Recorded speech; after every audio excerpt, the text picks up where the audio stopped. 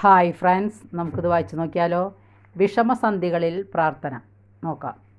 Gethsemane തോട്ടത്തിൽ മരണവേദന അനുഭവിക്കുകയും ഗാഗുൽത്തായിൽ കുരിശുമരണം കൈവരിക്കുകയും ചെയ്ത ഈശോയെ, പാപിയായ എൻ്റെ മേൽ കനിയണമേ.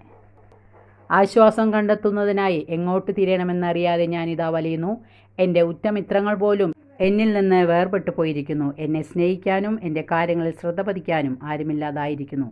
ഈ അവസരത്തിൽ എന്നെ സ്നേഹിച്ച് പരിപാലിക്കുന്ന ഒരു പിതാവ് സ്വർഗത്തിലുണ്ടെന്ന് എന്നെ ധരിപ്പിക്കണമേ. അധ്വാനിക്കുന്നവരും ക്ലേശിക്കുന്നവരുമായ നിങ്ങളെല്ലാവരും എൻ്റെ അടുക്കൽ വരുകയും ഞാൻ നിങ്ങളെ ആശ്വസിപ്പിക്കാം എന്നരുളി ചെയ്ത യേശുവേ, അങ്ങയുടെ സ്നേഹ സ്മരണമായ വാക്കുകൾ എൻ്റെ കർണപുടങ്ങളിൽ മാറ്റൊലികൊള്ളട്ടെ. നിങ്ങളുടെ ദുഃഖം സന്തോഷമായി മാറും എന്നരുളി ചെയ്തുകൊണ്ട് ശിഷ്യന്മാരെ ആശ്വസിപ്പിച്ച കർത്താവെ, എനിക്ക് പ്രത്യാശ നൽകണമേ. എൻ്റെ ആശകളും ആശങ്കകളും മറ്റാർക്കും വെളിപ്പെടുത്താൻ നിർവാഹമില്ലാത്ത ഈ സാഹചര്യത്തിൽ എന്നെ ആശ്വസിപ്പിക്കാൻ എഴുന്നള്ളി വരണമേ. ആമേൻ. ഇതുപോലെ പ്രാർത്ഥിക്കുക.